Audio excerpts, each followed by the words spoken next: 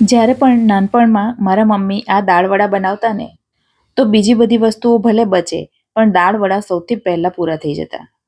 નાસ્તામાં તો અવારનવાર આ દાળવડા બનતા જ, પણ રાંધણછઠના દિવસે ખાસ બનતા.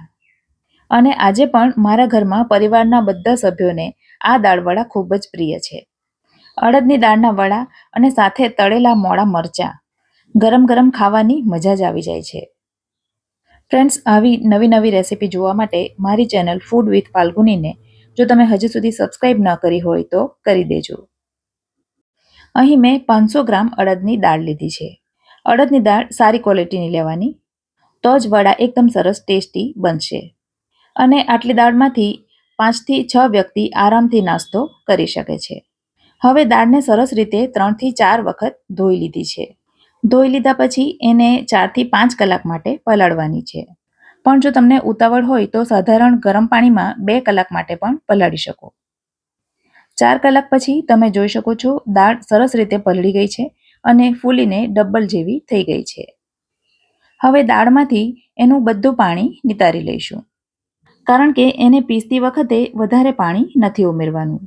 હવે મિક્સરના જારમાં દાળ ઉમેરતા પહેલાં 5 નંગ તીખા લીલા મરચાં લીધા છે અને 2 ઇંચ આદુનો ટુકડો લીધો છે. અને પહેલાં એ બંનેને થોડા ગ્રાઇન્ડ કરી લઈશું. અને ત્યાર પછી એની અંદર જ પલાળેલી દાળ ઉમેરીશું. મિક્સર જારની સાઇઝ પ્રમાણે દાળ ઉમેરવાની. આદુ મરચાં અંદર જ રાખ્યા છે માટે એ પણ દાળ સાથે ફરીથી સરસ ગ્રાઇન્ડ થઈ જશે. હવે એમાં 2 ચમચી પાણી ઉમેરીશું અને ત્યાર પછી દાળને ગ્રાઇન્ડ કરીશું. થોડી ગ્રાઇન્ડ કર્યા પછી એને ચમચી વડે ઉપર નીચે કરી લેવાની. અડદની દાળ થોડી ચીકણી હોય છે તો સાઈડ પર થોડી ચોંટી જશે, માટે ચમચી એકદમ નીચે સુધી ફેરવી એને ઉપર નીચે કરી લેવાની. અને હજી એ થોડી હાર્ડ લાગે છે તો ફરી પાછું 2 ચમચી પાણી અંદર ઉમેર્યું છે. વધારે પાણી ઉમેરીને એને નરમ નથી કરી દેવાની. અને હવે તમે જોઈ શકો છો દાળ સરસ રીતે સાધારણ દરદરી એવી પીસાઈ ગઈ છે. અને દાળનું બેટર એકદમ લીસું નથી કરવાનું, થોડું દરદરું એવું જ રાખવાનું છે.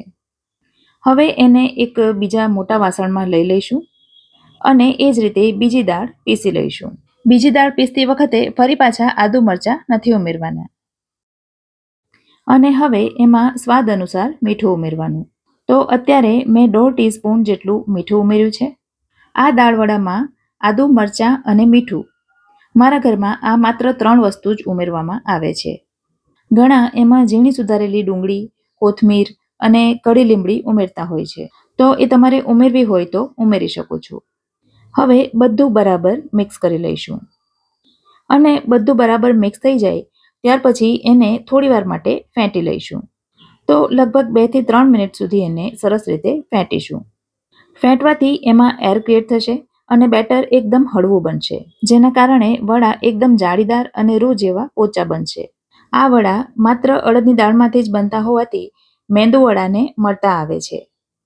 બેટર ફેંટીને તૈયાર થઈ જાય ત્યાર પછી અહીં મેં થોડા મોળા મરચાં લીધા છે, જેને નાના ટુકડામાં કટ કરી લઈશું. અને નાના ટુકડા તૈયાર થઈ જાય ત્યાર પછી પણ એને ઝીણું ઝીણું ચોપ કરી લઈશું. અને આ રીતે ઝીણા ચોપ કરેલા મરચાંને બેટરમાં ઉમેરીશું. ઉપરથી આ રીતે કાપેલા મરચાં ઉમેરવાથી વડા એકદમ ટેસ્ટી બને છે. તો આ રીતે ઉપરથી મરચાં ખાસ ઉમેરવાના. ફરી પાછું બધું મિક્સ કરી લીધા પછી મીઠું એમાં મને થોડું ઓછું લાગ્યું તો 1/2 ટીસ્પૂન મીઠું મેં ફરીથી ઉમેર્યું. હવે બેટરને થોડું પાતળું કરીશું, જેના માટે અડધો કપ પાણી પહેલાં મેં ઉમેર્યું છે. અને બધું મિક્સ કર્યા પછી જો જરૂર લાગે તો બીજું પાણી ઉમેરીશું. અને બેટર હજી થોડું કઠણ છે તો ફરી પાછું મેં અડધો કપ પાણી ઉમેર્યું. તો આ પ્રકારની બેટરની કન્સિસ્ટન્સી રાખવાની છે. હવે એમાં 1/4 ચમચી જેટલો ખાવાનો સોડા ઉમેરીશું અને એને એક્ટિવેટ કરવા માટે 1 ચમચી જેટલું પાણી ઉમેરીશું.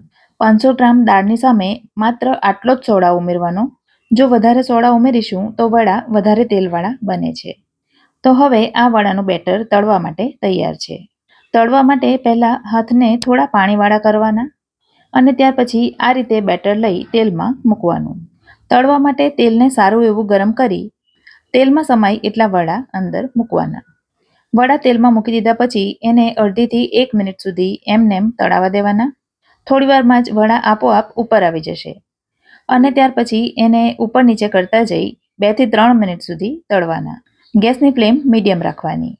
2-3 મિનિટ થાય અને વડા થોડો રંગ પકડે એટલે એને બહાર કાઢી લેવાના.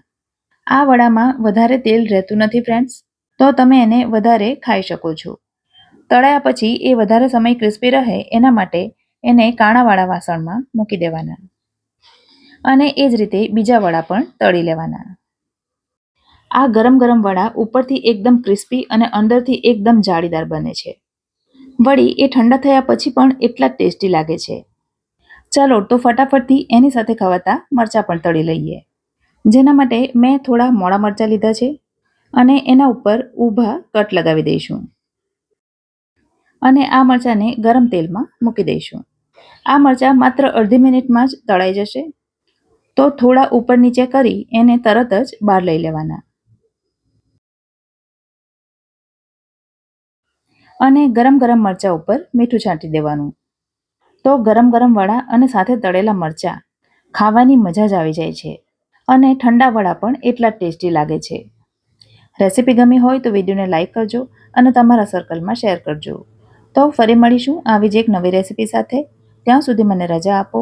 આવજો.